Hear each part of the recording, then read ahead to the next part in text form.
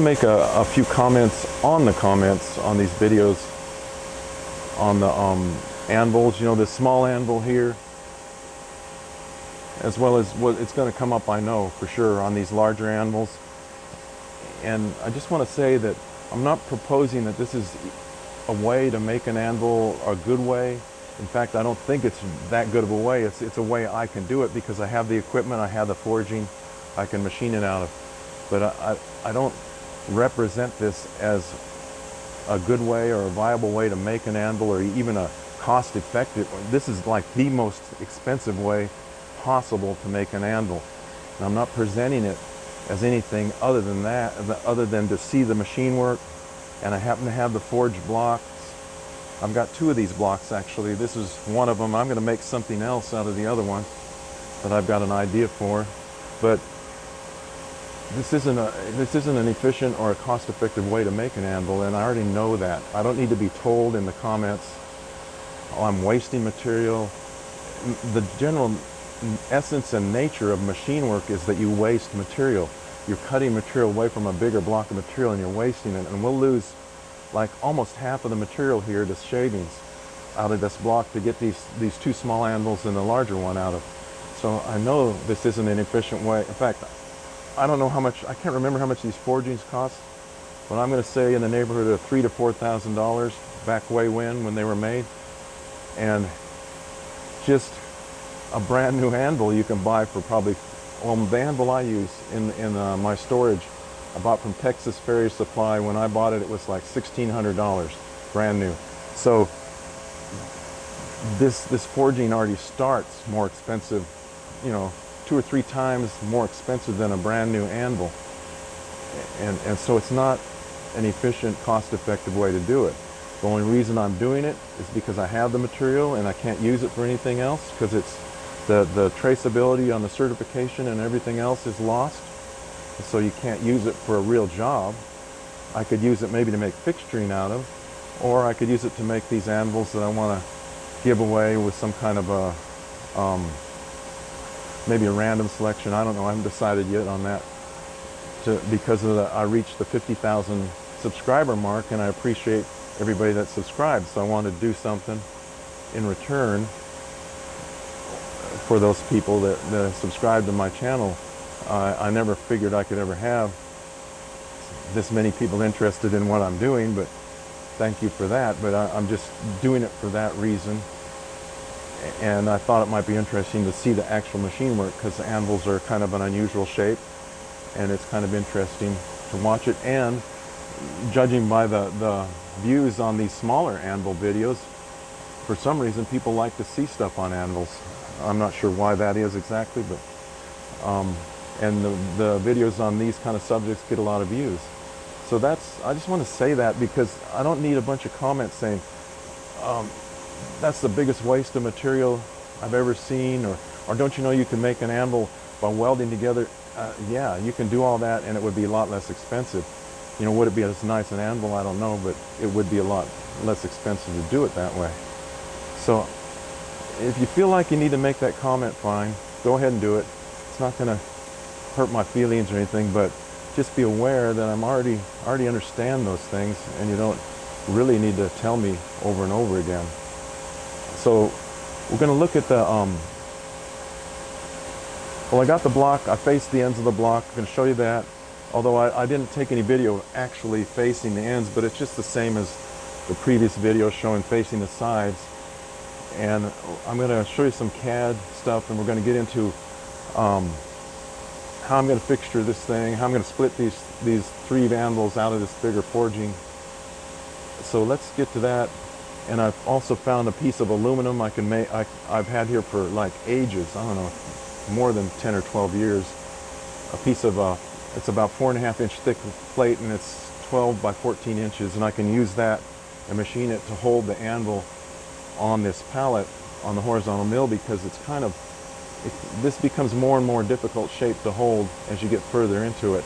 And so I'm going to put these tooling holes like I did on the small anvil on the base, and I'm going to make a fixture to hold it down to the pallet, and I'm going to make that kind of universal where I can hold the big anvil and the 2 smaller ones to do the machine work on. So let's get to the CAD model first, and I'll show you what I'm trying to do here. Because some people have asked questions in the previous video about this. So let me show you how I'm going to do it. So let's measure the mass of this. Comes out to, according to the CAD software, of 41.71 pounds for the small anvil, and the large one comes out to 277.25 pounds. If everything is exactly as modeled, that should be the weights of these anvils. Okay, let's go over the machine work. This represents the stock as it is and how the anvils are going to be taken out of it. The light blue is the stock, of course, and this is 22 inches long, 8 inches deep, and 15 inches tall, as we squared it up, as you saw in the previous video. So the first operation is going to be like this. We're going to lay the piece of material flat down on the pallet and clamp it down. I haven't drawn the bars in, but we're going to clamp it down with the bars like I used before. And we're going to machine this cavity in both sides, and we're going to just finish this wall here, because the rest of this is just roughing out on each side, because that defines the base of the large anvil where this cutout is. And put the 4 tooling holes in the base of the large anvil, which we're going to use drill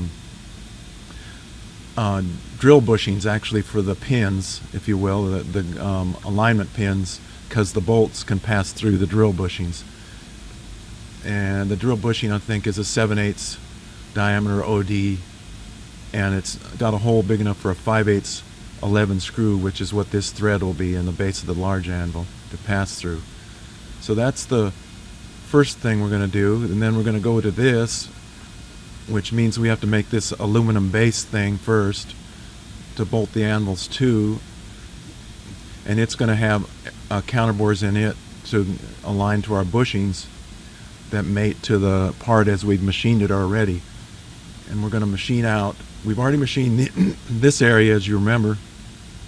We're going to machine out this cavity on both sides that goes around the small anvil and kind of defines the sides of the large anvil, and put the 4 tooling holes and this little area in the small anvil base similar to the one we already did in the large one on both of them.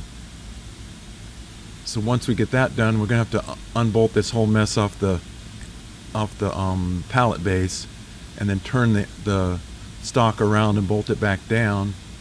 We're going to machine through these cutouts, the remaining it's 2 3/4 of an inch more to go through here, which shouldn't be a problem with a 1-inch feed mill to do that, all right.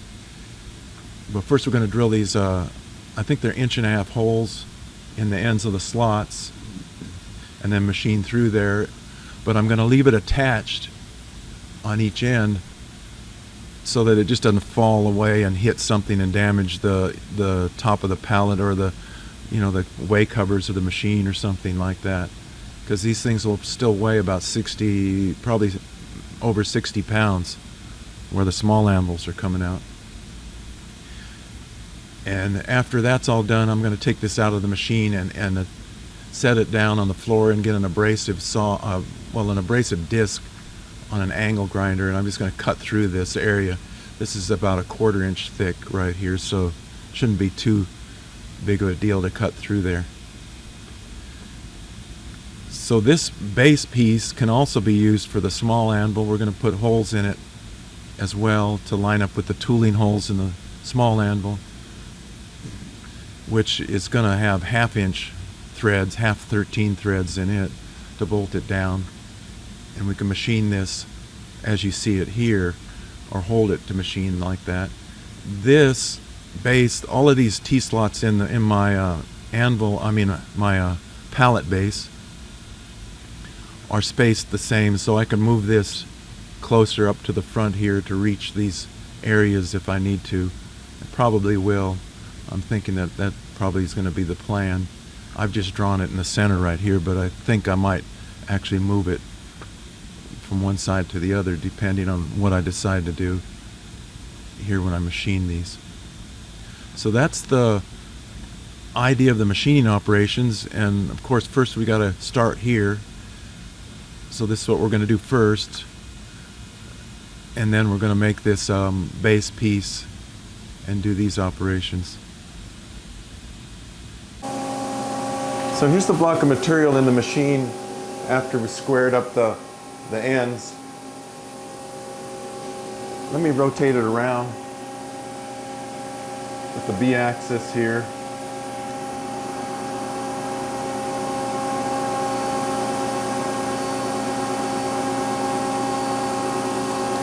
So as I mentioned earlier, you can see these corners didn't quite clean up in spots, you know, down here, but it isn't really gonna make too much difference. What I did was on the clamps was I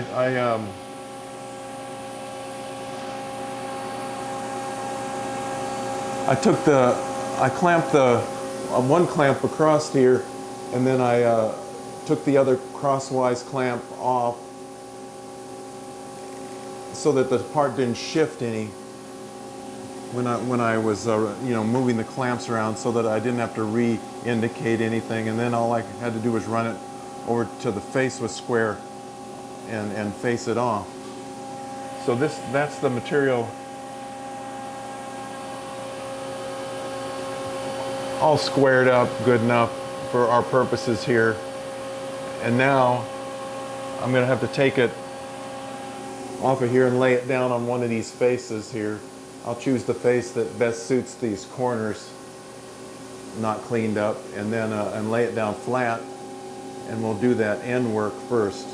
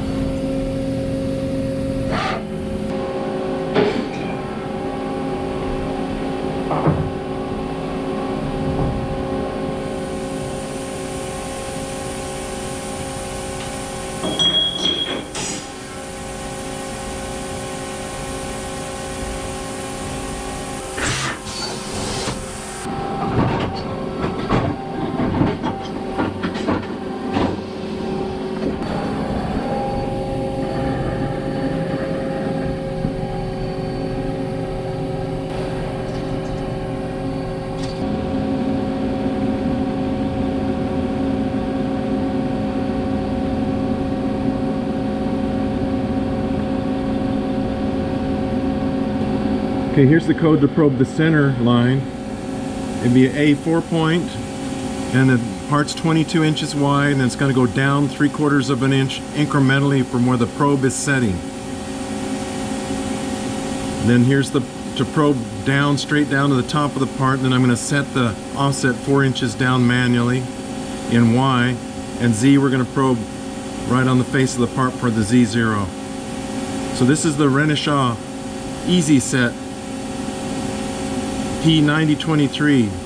G65 is calling the the Renishaw macro program P9023, which is their Easy Set, and these are some of the Easy Set commands just to probe manually with the spindle probe.